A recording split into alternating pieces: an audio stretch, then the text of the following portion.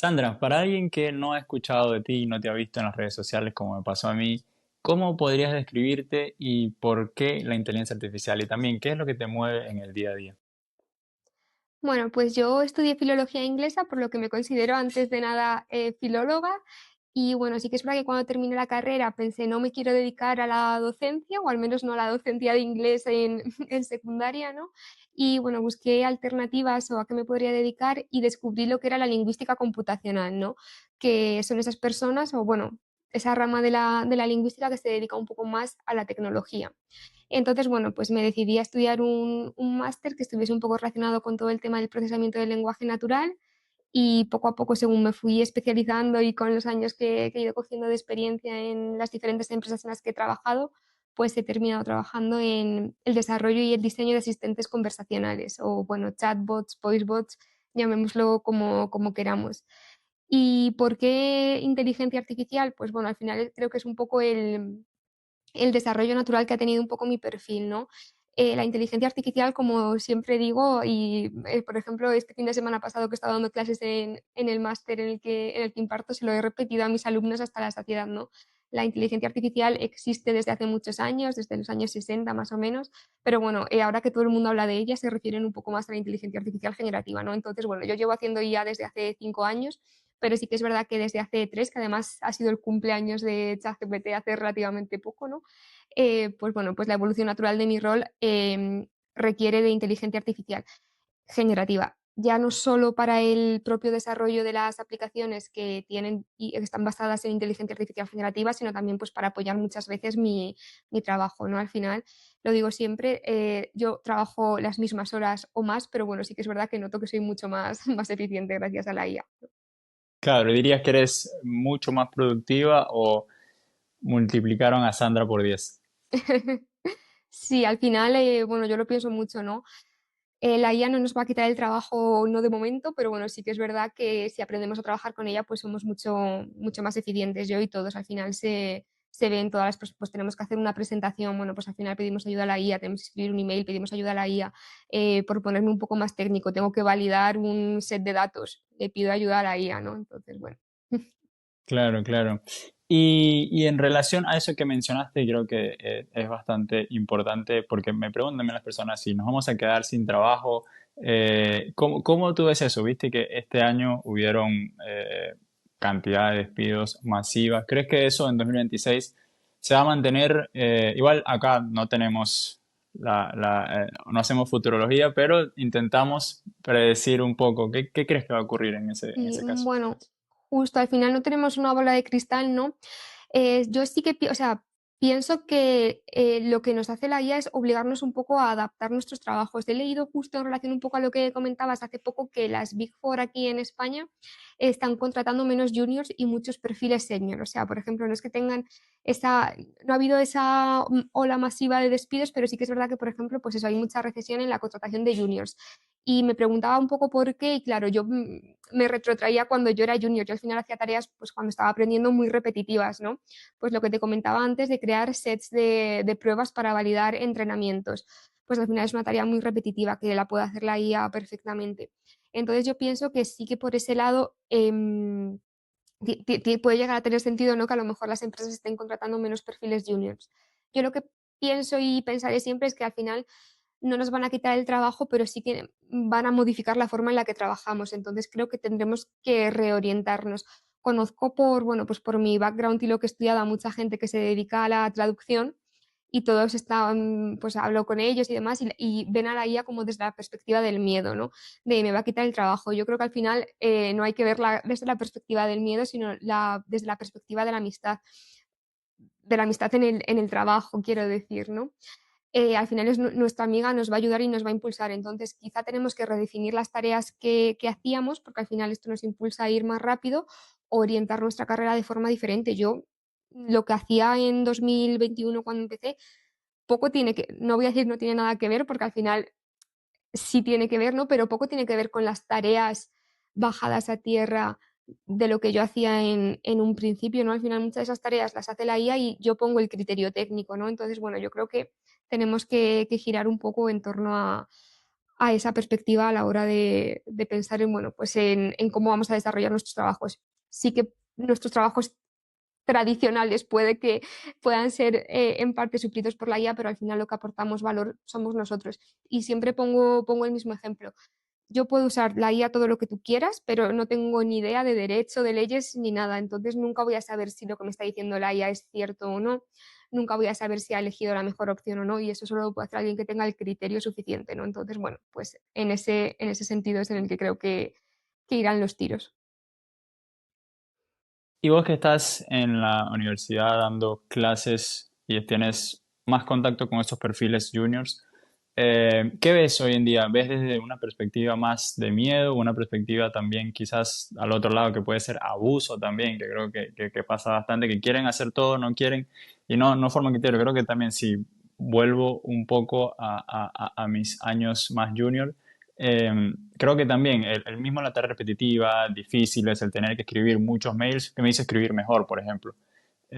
Y tener que pensar, como lo voy a decir, hoy en día, cuando estoy escribiendo un mail, ya estoy pensando el prompt que le voy a mandar a Gemini o a Tal ChatGPT cual. para para que lo arregle, ¿sí? Entonces, por un lado, no gasto tanto energía, pero por otro lado, tampoco sigo generando ese criterio y sigo teniendo esa práctica mental. ¿Cómo lo ves tú con tus alumnos? Pues estoy muy de acuerdo con lo que dices. Yo, por ejemplo, recuerdo que cuando estaba en la carrera, yo al final ya he dicho que estudié filología inglesa, por lo que te podrás imaginar que he leído muchos libros, he escrito muchos ensayos de literatura y de lingüística, ¿no? Y sí que es verdad que a veces pienso, jolín, tengo esas habilidades, ya no las tengo tan desarrolladas, ¿no? Bueno, al final, pues como todo, el que no habla un idioma, pues cuando lo vuelve a hablar lo tiene un poco oxidado, ¿no? Eso sí que lo pienso. Y bueno, respecto a mis alumnos, la verdad que ninguno de ellos te diré que vea la IA con miedo, todo lo contrario, tienen lo que tú dices, ¿no? Tendencia a abusar de la IA y es algo que me preocupa porque, claro, cuando una persona está aprendiendo a hacer algo, pues por ejemplo, aprendiendo a programar, que haga todo con la IA, que me decían ellos, es que esto me lo puede hacer la IA, ¿para qué voy a aprender a hacer esto? Para tener ese criterio técnico que os va a faltar al final, ¿no? Yo, por ejemplo, también pues estoy estudiando alemán y, claro, o sea, para mí lo fácil cuando me manda redacciones o writings, ¿no? La profesora sería decirle a ChatGPT, oye, hazme un writing nivel A2 sobre esto. Y sí que es verdad que me tengo que forzar a no hacerlo. Siempre le pido que me lo corrija después, ¿no?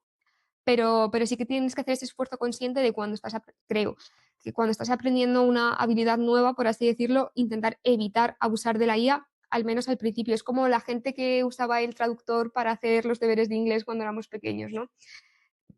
Evítalo, ¿no? Porque tienes que aprender a hacerlo por ti mismo y ya que una vez tengas ese criterio, sí que podrás usarla para acelerar tus procesos. Pero creo que es importante coger las habilidades, la práctica un poco. Bien, y veo que compartimos otra pasión, aparte de la inteligencia artificial, si lo podemos llamar pasión, es el tema de los idiomas, pero mismo ahí en el tema educativo y cómo aprender, porque creo que también se vuelve más fácil, pero al mismo tiempo más difícil porque está esa barrera de para qué aprender si ya la IA lo hace 10 veces mejor de lo que puedo hacer. En tu caso, no sé cuántos idiomas hablas, pero también, y ahora con alemán y capaz con alguna otra cosa que estés haciendo, ¿cómo utilizas la IA en el día a día para mejorar tu proceso de aprendizaje y no para que haga todo por ti?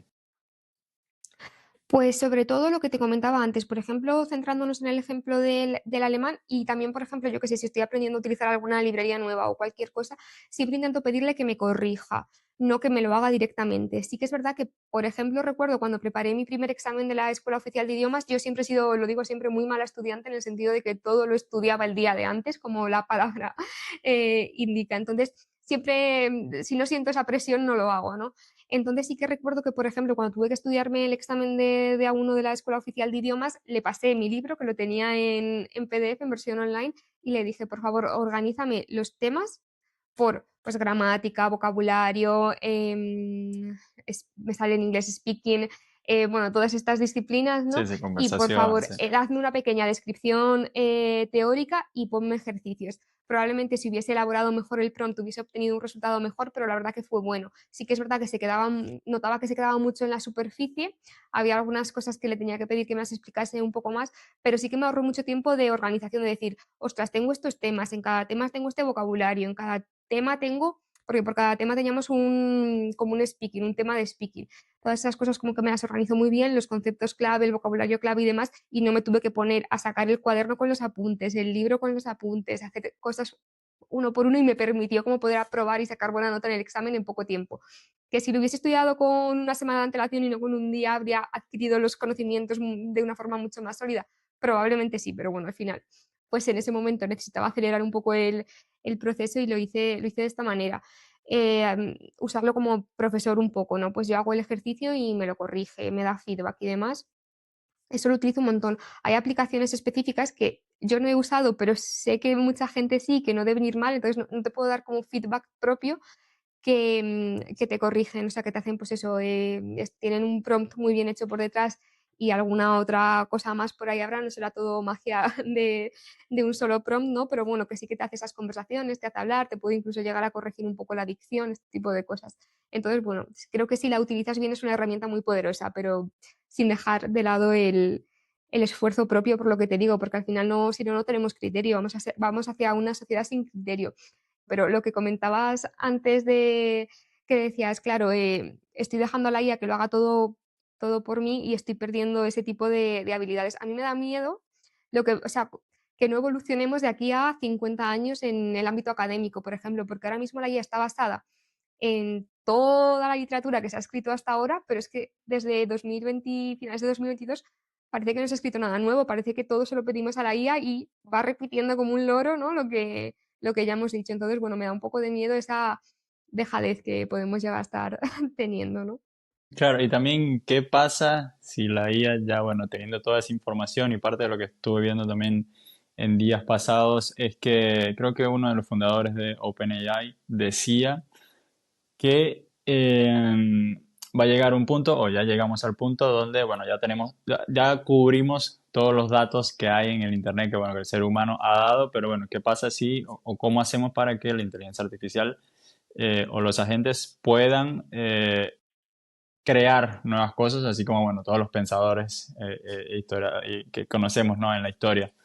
Entonces ahí también, ¿qué pasa cuando empiezan a crear y si empiezan a crear ellos y nosotros nos quedamos ahí, ¿no? Eso me recuerda un poco al Uncanny Valley, ¿no? Esa sensación de miedo y curiosidad a la vez. Obviamente, a ver, a mí no me gustaría que pasase, o sea, me gustaría que la IA siga siendo una herramienta que nos ayuda a los humanos a mejorar, a hacer cosas más rápidas, a ser más efectivos, pero al final pensemos en todos los errores que al menos a día de hoy tiene la IA y por qué precisamente hace falta ese criterio humano. La IA al final pues alucina.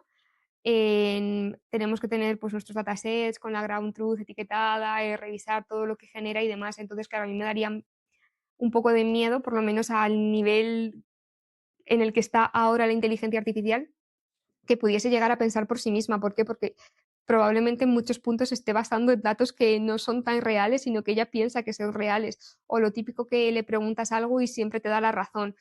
Me da un poco de miedo, ¿no? Ese tipo de cosas, porque claro, si genera algo que es verídico, vale, pero lo va a hacer, no sé, es lo que pienso, que siempre tiene que estar un humano por detrás corrigiendo. Entonces, bueno.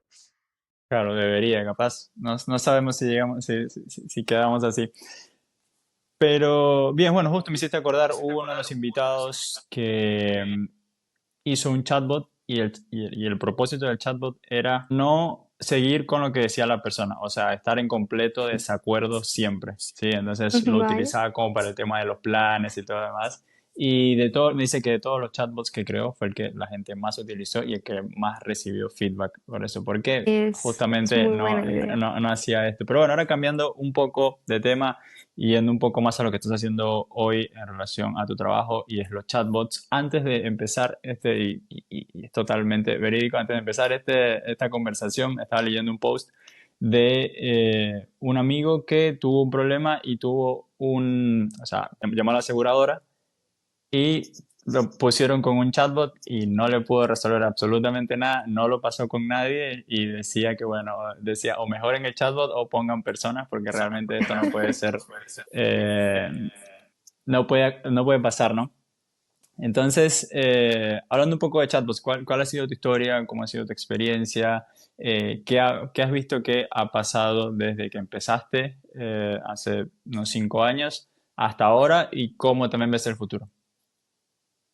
Vale, es muy, muy buena pregunta, ¿no? Porque además es como la típica pregunta que me hacen siempre. Pues lo que comentabas de tu amigo es algo que pasaba mucho antes. Yo empecé a trabajar con chatbots y he pasado por, bueno, pues por todos los campos en los que pueda haber un asistente conversacional. Telecomunicaciones, aseguradoras, yo qué sé, transportes, pues tanto aerolíneas como por tierra y demás, cualquier cosa que necesitase servicio de atención al cliente, pues bueno, ahí ha habido un asistente conversacional en el que yo probablemente haya tocado, ¿no? Ese palo. Y te contaré que, bueno, pues lo que nos pasaba antes, al final tú piensas que antes de la IA generativa, o de la irrupción de la IA generativa, mejor dicho, todos los asistentes conversacionales estaban basados en, al final, en árboles de decisión, en reglas, ¿no? Entonces sí que es verdad que eso que comentaba tu amigo pasaba mucho, ¿no? Generaba mucha frustración. Yo misma cada vez que llamaba a algún sitio y me aparecía un chatbot, yo decía, "Pf, verás". Entonces, bueno, sí que es verdad que se hacía difícil que te entendiese, o yo que sé, muchísimas veces cuando llamabas a un asistente que fuese por voz, hasta que entendía los números de tu ID, ¿no? O cualquier cosa de este tipo. Pero sí que es verdad que a partir de, bueno, pues del nacimiento de ChatGPT, sí que he notado que la actitud de la gente hacia los asistentes conversacionales es completamente diferente. Ahora, antes nadie quería hablar con un chatbot, todo eran mal feedback, malas críticas. Yo que he hecho auditorías de asistentes conversacionales he escuchado de todo, te podrás imaginar, ¿no? Pero ya te digo que a partir de ese momento que la gente empezó a estar más familiarizada con los asistentes conversacionales, gracias a, sobre todo, ChatGPT, ¿no? No quiero hacer publicidad de OpenAI, pero bueno, al final fue el pionero, ¿no? Sí que la actitud de la gente hacia los asistentes conversacionales cambió. ¿Y por qué cambió? Porque al final pasaron de ser simples árboles de decisión a que parecía que había alguien detrás que te entendía, ¿no? Que además que no repetía como un loro, porque lo típico, no te he entendido, por favor, repítelo con otras palabras, no te he entendido, por favor. Entonces, bueno, pues eso no se da en la IA generativa porque, por el contrario, peca de siempre intentar darte una respuesta, la sepa o no la sepa, ¿no? Que también eso hay que saber balancearlo. Entonces, bueno, ¿qué te digo? Que a día de hoy, tal y como diseñamos los asistentes conversacionales, o por lo menos como se deberían diseñar desde mi perspectiva, que es una perspectiva híbrida de parte de Machine Learning o PLN tradicional y parte de IA generativa, la satisfacción de los usuarios es mucho mayor. Sí que es verdad que, bueno, que al final pues siempre tienes que hacer unos pasos previos, ¿no? Que al final se supone que ahorran tiempo a la persona que está detrás y que va a coger tu llamada. Y sí que si no te entiende puede ser un poco frustrante, pero sí que es verdad que la cantidad de fallback o no te entiendo que recibimos es muchísimo menor. He estado haciendo esta tarde una auditoría del mes de noviembre de asistente conversacional y el porcentaje de fallback que teníamos era del 6%, que no te diré que es despreciable, pero es una cifra muy, muy baja. Entonces, eso al ver el feedback de los usuarios, ves que es muy bueno. Nos fijamos en otra métrica que es el completion rate, que es como que cuánta gente llega a final de flujo. También es muy alto en comparación con antes. Sí que es verdad que, bueno, pues obviamente entiendo que mucha gente prefiere hablar con un humano, pero también es verdad que la generación, ya no sé si es la Z, la Y, la 00, bueno, los jóvenes, ¿no? Y entre los cuales me incluyo, muchas veces prefiero escribir, mandar un WhatsApp o hablar por texto, sea con una persona o no, que llamar por teléfono y hablar con una persona. Entonces sí que es verdad que noto que también pues esa nueva generación entrando en procesos de seguros, de aerolíneas y demás, también dan un feedback positivo. Hablar con un asistente conversacional siempre que esté resuelva la consulta, claro. No que no llegues a nada, que no te transfieran a ningún sitio. Y eso sí que es verdad que tiene que haber un buen flujo orquestador que sepa redirigir bien a la consulta del usuario. No contestar por contestar como puede hacer ChatGPT a veces, ¿no? Que no es capaz de decir, no lo sé, no te he entendido, repítemelo otra vez.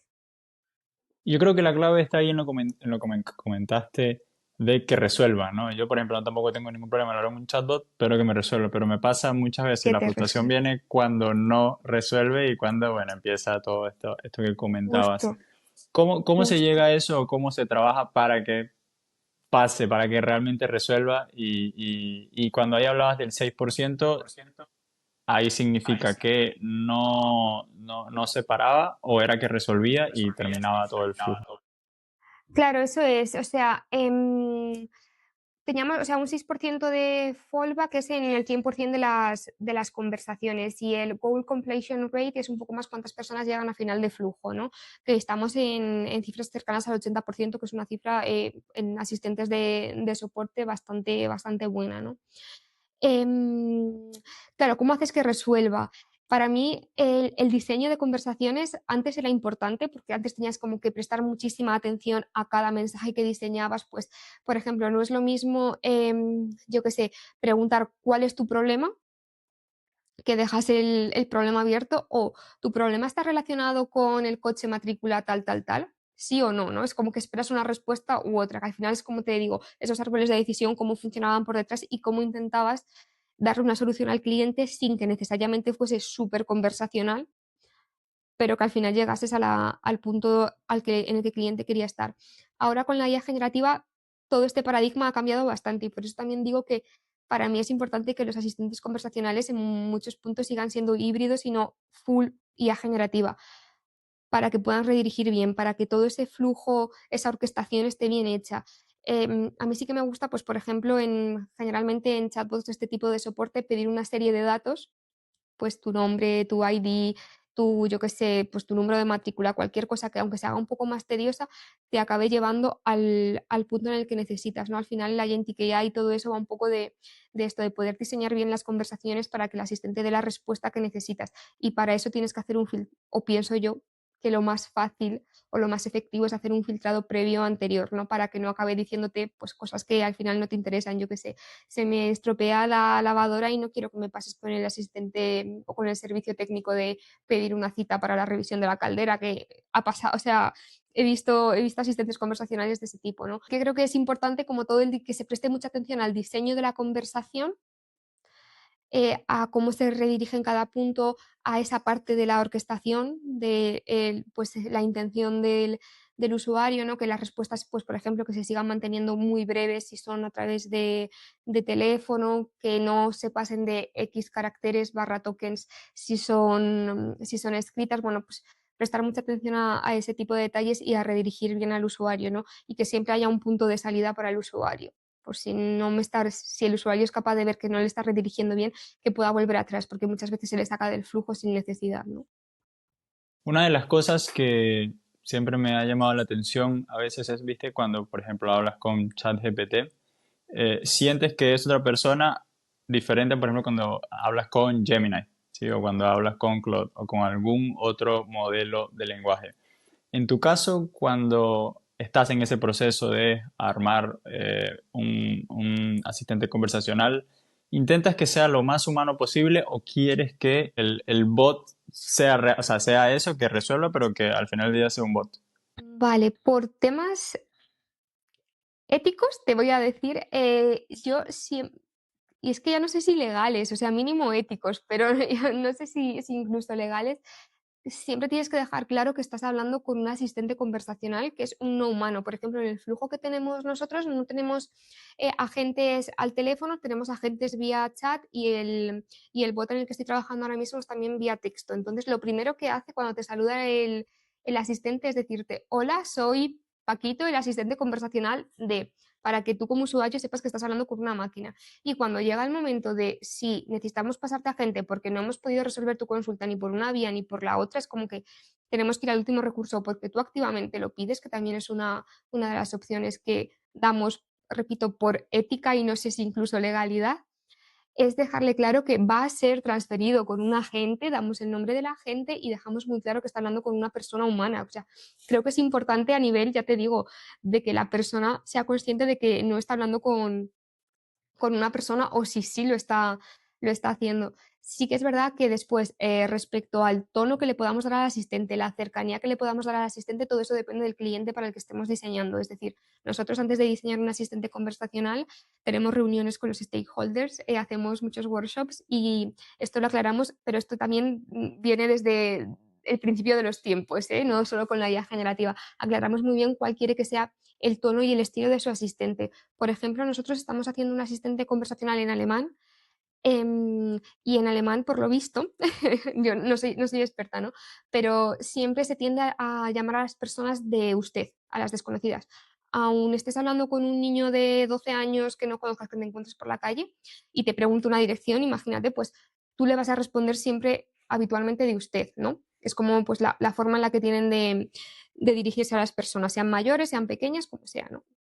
Entonces nosotros hablamos con los stakeholders porque de primeras nuestro asistente conversacional pues obviamente iba a ser de usted, no por ser muy formal, sino porque esa es su forma de aproximarse a las personas, ¿no?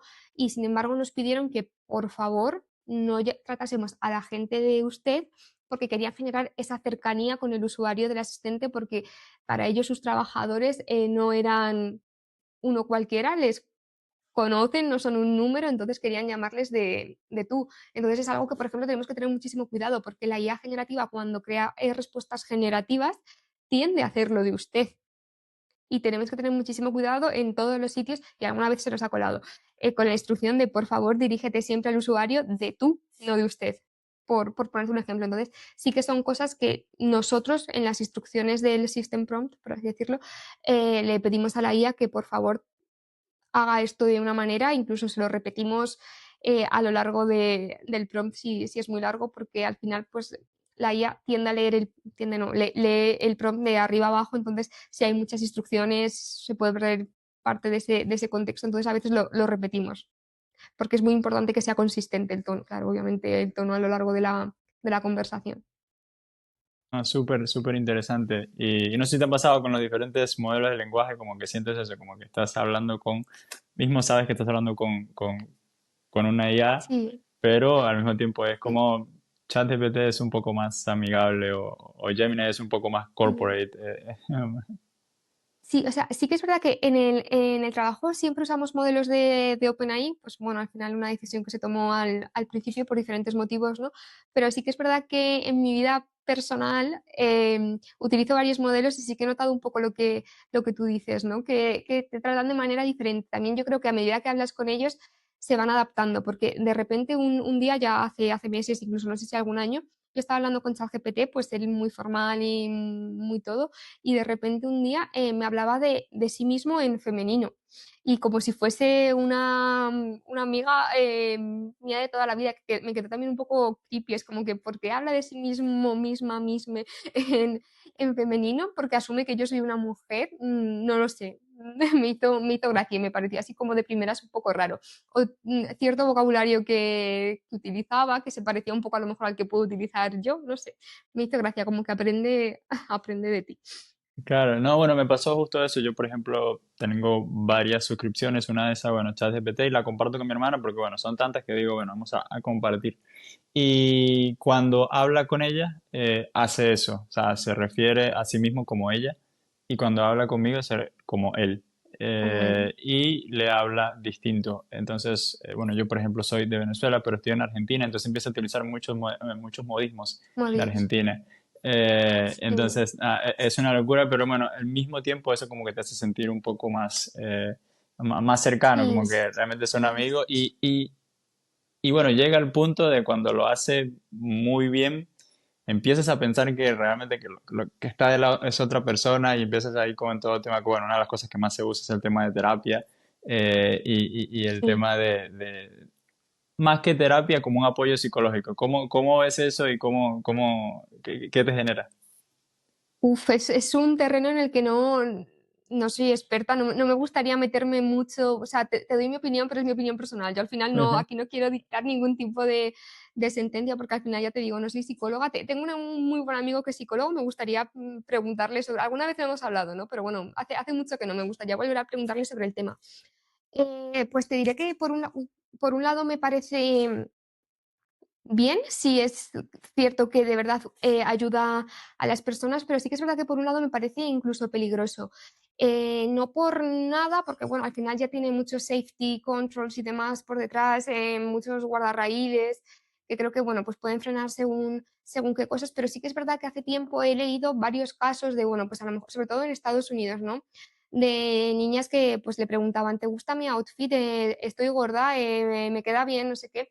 Entonces, bueno, creo que sí que puede incluso no ayudar porque al final creo que por cómo está funcionando ahora mismo, intenta desincentivar ese tipo de cosas, pero sí que creo que, bueno, no es beneficioso que a lo mejor pues personas con según qué enfermedades o según qué trastornos que puedan estar pasando lo utilicen, porque, bueno, puede que no les funcione, ¿no? O sea, o que no, o que les desayude más que les ayude.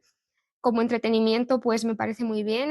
Yo que sé, he visto hasta incluso pues de estos de los custom GPTs de pues la típico de, ay, no sé, no me sale la palabra, pero bueno, los que echan las cartas, los del zodiaco y demás, ¿no? Bueno, pues como por, sí, Sí, sí, pitonisa astrología, o bueno, la horóscopo, sí. bruja, Sí, sí. sí, justo, es como que bueno, pues me parece bien porque es entretenimiento, todo el mundo lo tiene claro, ¿no? Pero hasta el punto de que personas tan jóvenes que a lo mejor desconocen un poco lo que puede llegar a ver detrás de este tipo de tecnologías, lo utilicen y le den demasiada importancia, me da un poco de miedo. El otro día, justo en el máster, también hablábamos de esto y uno de los alumnos que estaba allí comentó que su hermana tiene un hijo, es decir, el sobrino de este chico. Bueno, pues la madre del niño un día descubrió que le estaba preguntando a ChatGPT del niño cómo hacerle bullying a sus compañeros de clase. Y le dio la Entonces, respuesta, me imagino. usemos las herramientas wisely, sabiamente, ¿no? Con cuidado, pero sí que es verdad, pues yo qué sé, yo me imagino que si estoy en un proceso, pues yo qué sé, de un TCA y me dedico a preguntarle cuántas calorías tiene cada cosa a ChatGPT, pues me desayude más que me ayude, ¿no? Entonces, bueno, pues siempre que lo usemos con cabeza, sabiendo lo que estamos haciendo y demás, me parece bien, pero bueno, entiendo que lo mejor será recurrir a ayuda psicológica real siempre que se pueda o a algo que a lo mejor hayan desarrollado psicólogos. Recuerdo que una vez alguien me escribió por LinkedIn que eran, bueno, era un grupo como de psicólogos que buscaban un lingüista computacional para ver si podían crear este tipo de asistente conversacional. Bueno, pues mientras esté regulado y haya alguien por detrás que verdaderamente sepa del tema y que lo avale, pues bueno, me parece bien, pero hacerlo así libremente me da un poco de cosa. Y es complicado. Sí, he visto varias startups que están justamente en eso. Yo también tengo mi recelo en relación a la salud mental y que, bueno, esté manejada por completamente inteligencia artificial generativa. Pero bueno, estas startups lo que están haciendo es tratando de, bueno, incluir al especialista en la ecuación, lo que me parece que Eso es. está excelente porque, bueno, es algo que también se necesita hoy en día con todas las epidemias de salud Totalmente. mental que tenemos hoy en día. Sí, Pero bueno, estoy de ahora acuerdo. siguiendo un poco con el tema de asistentes conversacionales y con tu trabajo de día a día, ¿cómo crees que va a seguir evolucionando? No, no vamos a ir muy lejos, vamos a ir 2026. O cuáles son los proyectos o también qué es lo que te genera emoción para el próximo año en tu trabajo. Pues a ver, sí que es verdad que estoy un poco, bueno, no sé, o sea, la IA al final, pues eso, siempre va corriendo y demás. Hay veces que la gente quiere probar todo lo nuevo que sale, otras veces que son más conservadoras y creo que ahora mismo, por lo menos en el entorno en el que yo estoy, estamos en un momento un poco más conservador, ¿no? De decir esto nos funciona, esto nos va bien, quedémonos aquí. Por mi parte, pues me gustaría explorar un poco más el campo de la agentic AI, hasta dónde me gustaría ver, ya te digo que yo sigo abogando por asistentes conversacionales que sigan siendo híbridos, pero sí que es verdad que pues esto tiene que seguir avanzando, ¿no? Pues estaremos en unos momentos un poquito más estables, pero el tema del RAG acabará evolucionando y a mí me gustaría, y el tema de la IA generativa acabará evolucionando, etcétera. Entonces me gustaría intentar empezar a hacer proyectos que he hecho alguna POC que estén 100% orientados a ser desarrollados con IA generativa y ver qué métricas podemos utilizar para seguir midiéndolos, para seguir ajustándolos, para que seamos más accurate. Y me gustaría eso, que asistentes conversacionales 100% generativos, ¿no? Lo que nos vende un poco la Agentic AI, pero que todavía no lo he visto funcionando. ¿Sabes lo que te digo? En producción hay muchos gurús vendiendo cosas, pero me gustaría verlo de verdad en un proyecto funcionando y comparar resultados con, pues eso, un asistente un poco más tradicional y un asistente 100% impulsado por IA generativa, ¿no? Cómo es capaz de resolver, cómo es capaz de redirigir de verdad al usuario, cómo es capaz de dar una solución que verdaderamente no resuelva, lo que hablábamos un poco antes, sin tener que pasar pues, por un agente humano, sin tener que pasar por 50.000 campos de validación y al final darle una respuesta predefinida después de pasar por todo lo que hemos hecho, o sin necesidad de estar bebiendo constantemente o haciendo consultas de un RAG, viendo chunks y demás, ¿no? ver un poco, o por ejemplo me gustaría hacer, que es algo que siempre lo hablamos mucho, pero bueno, nunca hemos hecho un fine tuning de un modelo como tal. Sí, alimentamos con RAG, pero hemos hecho un fine tuning. No, y mucha gente, pues lo que te digo, vende que lo hace y demás, o te puede vender una POC, pero nunca lo he visto realmente a gran escala funcionando en producción. Entonces, bueno, yo creo que iremos hacia modelos mucho más potentes, modelos mucho más, al final, pues piensa que hay modelos especialistas en matemáticas, modelos generalistas, modelos que se especializan en X. Me gustaría ver un modelo que de verdad sea lo suficientemente grande como para contestar muchas cuestiones bien, pero lo suficientemente pequeño como para que no tenga tiempos de latencia tan grandes, ¿no? Porque, por ejemplo, no he probado todavía, yo ya sé que voy muy tarde, pero bueno, no he probado todavía Gemini 3, que todo el mundo habla maravillas de él, pero claro, lo comentaba el otro día con mis alumnos. ¿Puedo usar siempre ese modelo? A lo mejor no puedo elegir el modelo que estoy usando porque tiene mucha latencia, porque sí, me da una respuesta muy buena, pero tarda mucho en encontrar la respuesta. Pues este tipo de cosas. Me gustaría ver eso, modelos que sean de verdad eficientes o poder ajustar siempre modelos para que sean siempre eficientes a cada caso en concreto y que de verdad sea eficiente, pues económicamente hablando también, ¿no? Que es por lo que muchas veces no se utilizan según qué técnicas.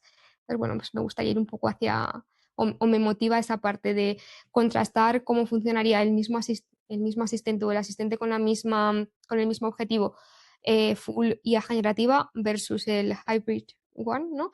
Y comparar y poder evolucionar hacia, pues, me veo en finales de 2026, ¿no? A un modelo full IA y full manejado por prompting. Me hiciste acordar a una conferencia de inteligencia artificial que fui hace unos meses y parte de lo que hablaba un speaker era de que tendemos a pensar que entre más mejor, entre modelo más grande, mucho mejor, pero él decía que era todo lo contrario, que el tema de empresas o soluciones, mientras más chico y 100%. específico sea para tu problema, primero es 10 veces más económico y después, bueno, es 10 veces mejor, porque no necesitas todo el conocimiento del mundo para Pues responder es que algo sobre.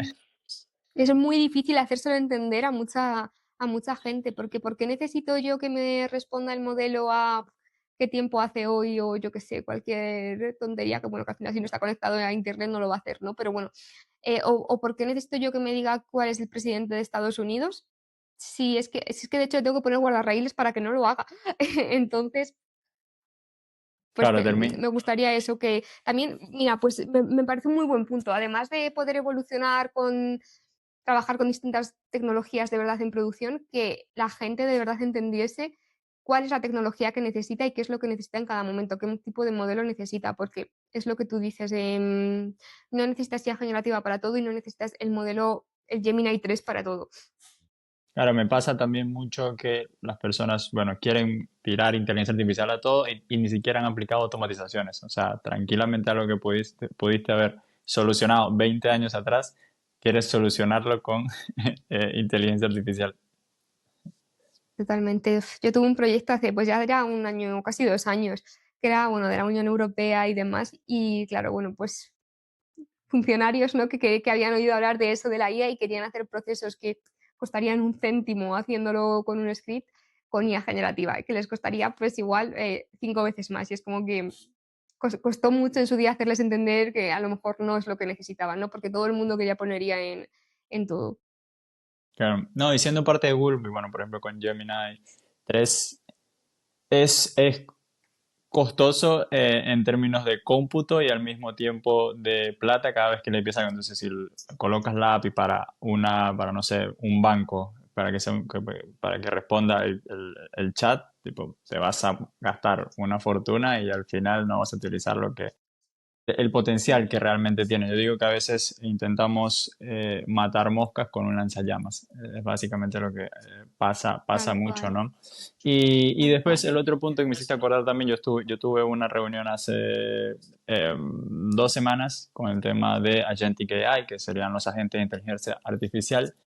Y parte de lo que nos pidieron, no nos pidieron, nos comunicaron, era que se iba a reducir en un 30% la nómina, pero que todos esos procesos iban a ser rehechos, pero con Agentic AI. Entonces, el 80% de nuestro trabajo iba a ser automatizado con agentes y el otro 20% era como la supervisión. Entonces, los que quedaban en el equipo iban a estar con otras tareas, o sea, iban a empezar a hacer otras Ujú. tareas y el 80%, o sea, y este gran parte del trabajo se iba a automatizar. Entonces, concuerdo que el tema de agentes el año que viene, creo que vamos a empezar, creo que, como decías, muchas pruebas de concepto este año y el año que viene vamos un poco más para eso.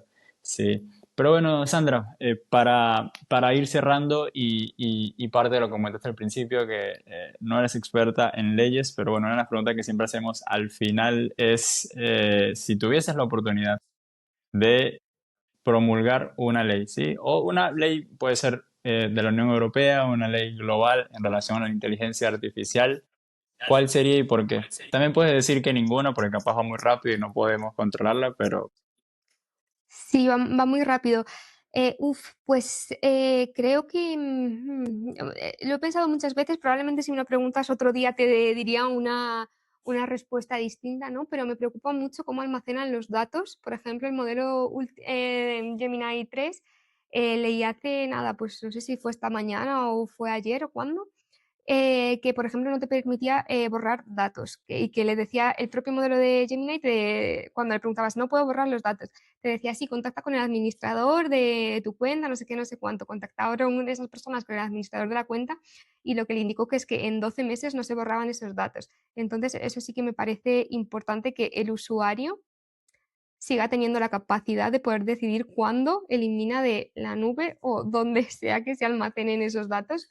Em, Al final son tus datos, ¿no? Entonces, los datos valen muchísimo, muchísimo dinero, lo sabemos. Google lo aprovecha muy bien, lo aprovechaba ya antes. Entonces, bueno, seguir teniendo un poco de propiedad sobre lo que es tuyo, ¿no? Y poder decidir un poco cuándo se realiza este borrado y que no se regalen los datos para siempre por usar algo gratis. Nunca hay nada gratis, ¿no? Pero eso, ese punto es importantísimo. Nunca hay nada gratis, aunque parezca que lo es. Pero justo también me hiciste acordar de, hace poco había un juicio contra Sam Altman, que es el CEO de OpenAI, en relación a esto de los datos y que un juez de Nueva York estaba pidiendo los datos de todo el historial de una persona que había cometido un delito y se apoyó en ChatGPT para realizar este delito. Entonces, parte de lo que también decían era, bueno, tienen que guardar todos los datos por si pasa alguna de estas cosas. Entonces, ahí también el tema ya, es, bueno, ¿será que los guardo o no los sí, guardo? A mí me pasa también que tengo la cuenta corporativa y también no se puede eliminar absolutamente nada, pero es todo el tiempo que estuviste, o sea, tu huella está ahí, por si pasa algo, por está si ahí, hiciste o dijiste algo, va a estar exactamente. ahí. Entonces, creo que también el primer punto sería estar consciente en relación a lo que mencionabas. Estar consciente de que, Sí, mismo así como cuando sí, publicas mira, una foto me de gusta. Instagram, eso, cuando publicas una foto de Sí, que Instagram, sean la... conscientes. Ujú. No, no, Eso es, ¿no? Pero bueno, al final como con todo, hablando así pues de leyes, no creo que las cosas importantes como estas no debería ser el típico, sí, he leído un documento de 2000 páginas que por supuesto nadie ha leído, clic y sigo, ¿no? Que sean claros con esto, porque creo que mucha gente no es consciente de que pues está dejando sus datos. Entonces, bueno, pues por lo menos crear esa conciencia y que ya sea la persona quien decida si sí o si no. buenísimo. Sandra, ¿dónde la gente puede encontrarte y seguir aprendiendo de vos en este camino? Pues nada, me podéis encontrar en LinkedIn por Sandra Miguel Juan, mi nombre, muy, muy fácil, todos son nombres. Y después también tengo una cuenta de TikTok donde estoy, bueno, divulgando un poco sobre todo sobre lingüística, pero sí que es verdad que pretendo en 2026 abrir un poco al tema de la IA en relación a la lingüística computacional, diseño conversacional y demás. Me podéis encontrar por @dichoteca, así que por ahí nos podemos ver. Buenísimo, ahí también lo voy a estar colocando en la descripción. Sandra, nuevamente muchas gracias por el tiempo, la verdad que fue súper interesante. Yo me llevo un montón, espero que la gente que esté viendo también se lleve un montón. Y nuevamente gracias, acá el espacio siempre va a estar abierto por si tienes algún otro proyecto que quieras compartir o algo más y eso.